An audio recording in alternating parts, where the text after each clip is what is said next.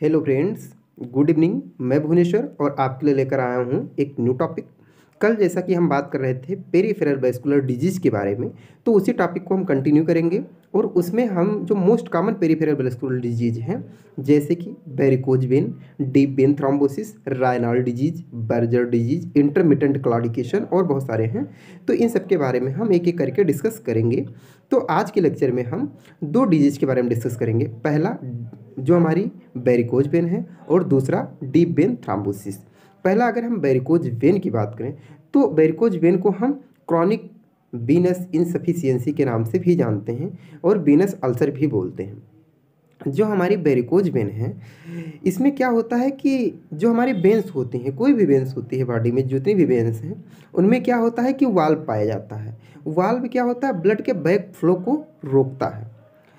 Means इसमें क्या हुआ है कि जैसे मान लीजिए हमारी यहाँ से जो वेंस सप्लाई कर रही है उसमें वाल्व पाया जाएगा कि जो ब्लड यहाँ से यहाँ तक आ गया है वो फिर यहाँ बैक फ्लो होके ना जा पाए। मीन्स हमारे हार्ट की तरफ ब्लड जो है जाए, क्योंकि ये आपको पता होगा कि जो वेंस होती हैं वो ब्लड को हार्ट की तरफ लेके आती हैं और जो आर्टरीज होती हैं वो ब्लड को हार्ट से लेके आती हैं हमारे बॉडी पार्ट तक। हाँ, पल्मोनरी वेंस और पल्मोनरी आर्टरीज को छोड़ के, क्योंकि उनका फंक्शन अलग होता है, जस्ट अपोजिट होता है।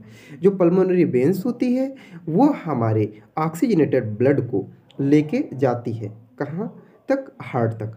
और जो हमारी पल्मोनरी आर्टरीज होती है वो हार्ट से डीऑक्सीजनेटेड ब्लड जो है लंग्स तक लेके जाती है।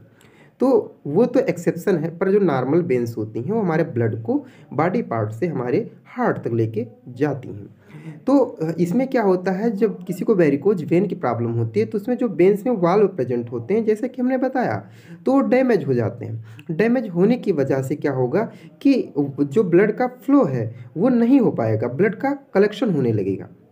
जब ब्लड का कलेक्शन होने लगेगा तो क्या होगा कि वहाँ पर ब्लड के कलेक्शन की वजह से वहाँ पर थ्रम्बस का फॉर्मेशन भी हो सकता है। साथ ही साथ वहाँ वो एरिया में स्वेलिंग भी हो सकती है, वेन्स में हमारे स्वेलिंग हो सकती है, वेन्स डायलेट कर सकती हैं, उनका डायमीटर इंक्रीज हो सकता है, उनका साइज इंक्रीज हो सकता है, ये सारी चीज़ें हो सकती हैं। और जो हमारी वेन्स होंगी वो डायलेट होकर, उनका साइज इंक्रीज होकर, वो स्वेल करके और उनका वो जो है ट्विस्टेड शेप में आ जाएंगे। जैसे रस्सी हमारी नहीं होती, कार्ड से होती है, तो वो ट्विस्टेड शेप में, जैसे हम आपको दिखा रहे हैं कि हमारे पास स्पाइरल है, जैसे ये स्पाइरल है तो ऐसे कुछ शेप में वो दिखेंगी। और जो इनका कलर होगा वो डार्क पर्पल कलर या तो दिखेगा हमें, या जो है ब्लू कलर जो है हमें दिखेगा। तो ये चीज़ें हमें देखने को मिलती हैं। और क्या सिम्टम्स देखने को मिल सकते हैं वेरिकोज वेन में? अगर किसी को वेरिकोज वेन है तो वहाँ पर ईचिंग हमें देखने को मिल सकता है, पेन देखने को मिल सकता है, स्वेलिंग देखने को मिल सकती है। साथ ही साथ उस एरिया वहाँ पर ब्लड सप्लाई कम होने की वजह से मसल क्रैम्प, मतलब लेग क्रैम्प हमें देखने को मिल सकता है। मोस्ट कॉमनली वेरिकोज वेन हमें लेग में देखने को मिलती है। और साथ ही साथ और क्या हो सकता है, हैवीनेस फील हो सकता है जहाँ पर ब्लड का कलेक्शन अगर हो रहा है। तो ये सारे सिम्टम्स हमें वेरिकोज वेन में देखने को मिलते हैं। और वेरिकोज वेन मोस्ट कॉमनली जो हमारे लेग में ही देखने को मिलता है। तो अब हम बात करेंगे डीप वेन थ्रोम्बोसिस के बारे में। तो अब हम बात करेंगे डीप वेन थ्रोम्बोसिस के बारे में। इसमें भी देखिए 3 टर्म आ गए। पहला है डीप, दूसरा है वेन, तीसरा है थ्रोम्बोसिस। तो जैसा कि आपको डीप के बारे में पता ही होगा, डीप मतलब जो हमारे, जैसे आपको पता है कि हमारे बॉडी में क्या होता है, सुपरफिशियल वेन्स होती हैं और डीप आर्टरीज होती हैं। पर कुछ जगह पर ऐसा भी है कि जो हमारे बॉडी में डीप वेन्स भी होती हैं, लाइक हमारे लोअर लिम्ब में भी, अपर लिम्ब में भी, हर जगह पर होती हैं। तो जो डीप वेन थ्रोम्बोसिस है ये हमें आर्म में भी देखने को मिल सकता है, लेग में भी देखने को मिल सकता है। पर अगर अपर लिम्ब लोअर लिम्ब दोनों में कंपेयर करें तो हमें लोअर लिम्ब में ज़्यादा देखने को मिलता है। तो इसमें क्या होता है, जो हमारे डीप वेन्स होती हैं उसमें थ्रम्बस का फॉर्मेशन होने लगता है। जो हमारे वीनस फ्लक्सेस होते हैं उनमें थ्रम्बस का फॉर्मेशन होने लगता है और थ्रम्बस के फॉर्मेशन की वजह से वहाँ पर ऑब्स्ट्रक्शंस क्रिएट हो जाता है। ऑब्स्ट्रक्शंस क्रिएट होने की वजह से ब्लड का बैक फ्लो नहीं हो पाता है, ब्लड का कलेक्शन होने लगता है। जब ब्लड का कलेक्शन होने लगेगा वहाँ पर थ्रम्बस फॉर्मेशन होने लगेगा। तो डीप वेन में थ्रम्बस बन रहा है, ऑब्स्ट्रक्शन क्रिएट कर रहा है, तो इसी को हम बोलते हैं डीप वेन थ्रोम्बोसिस। और दूसरी चीज़ क्या है, जो थ्राम्बस वहाँ पर बन रहा है, अगर वहाँ से लूज होके डिटैच होके ब्लड के थ्रू सर्कुलेट होके अगर हमारे लंग्स में हार्ट में आ जाता है, वहाँ की ब्लड वेसल्स में ऑब्स्ट्रक्शन क्रिएट करता है, तो उससे और ज़्यादा कॉम्प्लिकेशन डेवलप हो सकते हैं। कौन से कॉम्प्लिकेशन डेवलप हो सकते हैं? मान लीजिए किसी को डीप वेन थ्राम्बोसिस है, वहाँ से के वेन से जो हमारा थ्राम्बस है वो डिटैच हुआ और आकर के हमारे लंग्स में ऑब्स्ट्रक्शन क्रिएट किया। तो पहली बात, थ्राम्बस जब डिटैच होके ब्लड से सर्कुलेट होके दूसरी जगह जाता है तो उसे हम एम्बोलिज्म बोल देते हैं, एम्बोलस बोलते हैं। तो हमारे अगर लंग्स में आ रहा है तो पल्मोनरी एम्बोलिज्म काज करेगा। वही अगर हमारे हार्ट में मान लीजिए चला जा रहा है तो हार्ट में जाके जो हमारी हार्ट की कोरोनरी आर्टरी जो उसमें ऑब्स्ट्रक्शन क्रिएट कर सकता है, कोरोनरी आर्टरी डिजीज डेवलप हो सकती है। तो ये सारे कंडीशंस हो सकते हैं। तो ये सारे कॉम्प्लिकेशंस हैं डीप वेन थ्राम्बोसिस के। हाँ, अगर किसी को डीप वेन थ्राम्बोसिस के साथ साथ पल्मोनरी एम्बोलिज्म भी है तो उसको थ्राम्बो एम्बोलिज्म बोलते हैं, थ्राम्बो एम्बोलिज्म बोलते हैं और वीनस थ्राम्बो एम्बोलिज्म बोलते हैं। क्यों? क्योंकि वेन्स में हो रहा है इस वजह से। तो किसी को अगर डीप वेन थ्राम्बोसिस है और पल्मोनरी एम्बोलिज्म है, दोनों को एक साथ क्या बोलते हैं? वीनस थ्राम्बो एम्बोलिज्म बोलते हैं। अब इसमें हमें सिम्टम्स क्या क्या शो होंगे, क्या क्या देखने को मिलेंगे? तो इसमें भी ईचिंग हमें देखने को मिलेगा, पेन देखने को मिलेगा जहाँ पर ब्लड सप्लाई कम हो रही है। साथ ही साथ क्या होगा कि जो है स्वेलिंग, वो एरिया स्वेल भी कर सकती है, वहाँ पर टेंडरनेस भी हो सकता है।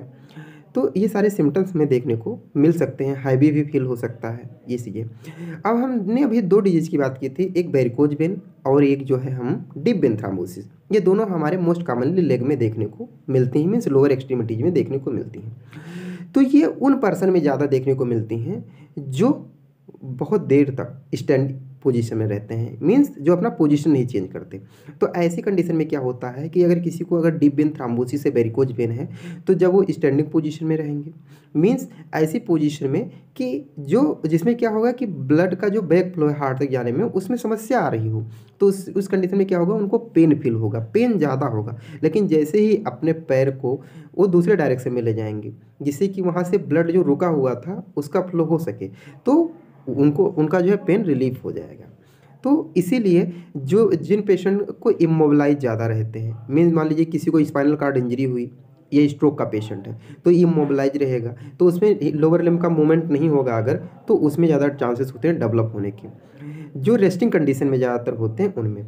अब जो हमारी डीप वेन थ्राम्बोसिस है उसके 3 रीजन हैं बेसिक। पहला रीजन है वेनस स्टेसिस, दूसरा है जो हमारी ब्लड वेसल्स हैं, मीन्स जो हमारे वेन्स हैं, मीन्स उसमें क्या हो, डैमेज हो जाए, मीन्स इंडोथीलियल डैमेज या इंडोथीलियल इंजरी। और जो तीसरा रीजन है वो हमारा ये है कि हाइपर कागुलेबिलिटी। तो पहला है वेनस स्टेसिस। वेनस स्टेसिस का मतलब होता है कि एबनॉर्मल ब्लड फ्लो हो, या तो ब्लड फ्लो ज़्यादा हो या ब्लड फ्लो कम हो, यानी नॉर्मल से ज़्यादा या कम, दोनों को एबनॉर्मल बोलेंगे पर मोस्टली कम ही हमें देखने को मिलता है। तो वेनस स्टेसिस में ये होता है कोई ऑब्स्ट्रक्शंस की वजह से ब्लड फ्लो कम हो रहा है, कोई भी रीजन हो सकता है। दूसरा है हमारा इंडोथीलियल इंजरी। इंडोथीलियल क्या होती है, जो हमारी ब्लड वेसल्स होती हैं उनकी जो इनर लाइनिंग होती है वो इंडोथीलियल सेल से मिलकर बनी होती हैं। तो अगर उनमें कोई इंजरी हो जाए सर्जरी की वजह से, ट्रामा की वजह से, किसी की वजह से, तो उसमें इंजरी की वजह से भी वहाँ पर क्लॉट फॉर्मेशन होने लगता है, ऑब्स्ट्रक्शन क्रिएट हो जाता है। तो इसकी वजह से भी जो है हमें जो वेनस थ्राम्बोएम्बोलिज्म देखने को मिल सकता है या डीप वेन थ्राम्बोसिस देखने को मिल सकता है। तीसरी चीज़ हाइपर कागुलेबिलिटी, मीन्स हमारे ब्लड में जो ब्लड क्लॉट करने की क्षमता है वो बढ़ गई, मीन्स हमारे बॉडी में ब्लड क्लॉट होने लगी, क्लॉट फॉर्मेशन होने लगा, मीन्स जो हमारा हिपेरिन एंटीकागुलेंट था वो काम करना बंद कर दिया, या जो भी रीजन रहा वो मीन्स हाइपर कागुलेबिलिटी हो गई, तो उसकी वजह से भी डीप वेन थ्राम्बोसिस हो सकता है। तो ये डीप वेन थ्राम्बोसिस और वेरिकोज वेन जो है हमारे लोअर लिम्ब में देखने को मिलता है, और ये मोस्टली उन्हीं पेशेंट में ज़्यादातर देखने को मिलता है जो रेस्टिंग कंडीशन में ज़्यादा होते हैं, लोअर लिम्ब का कम मूवमेंट करते हैं, या जो इमोबिलाइज होते हैं, या आफ्टर सर्जरीज, आफ्टर फ्रैक्चर्स, ऐसी कंडीशंस में हमें देखने को मिलता है। Thank you so much. Please video देखने के बाद ज़रूर बताइएगा आपको ये वीडियो कैसा लगा, और जो बचे हुए डीप वेन थ्राम्बोसिस के टॉपिक हैं उनको हम जल्द ही आपके सामने लेकर आएंगे। Thank you so much.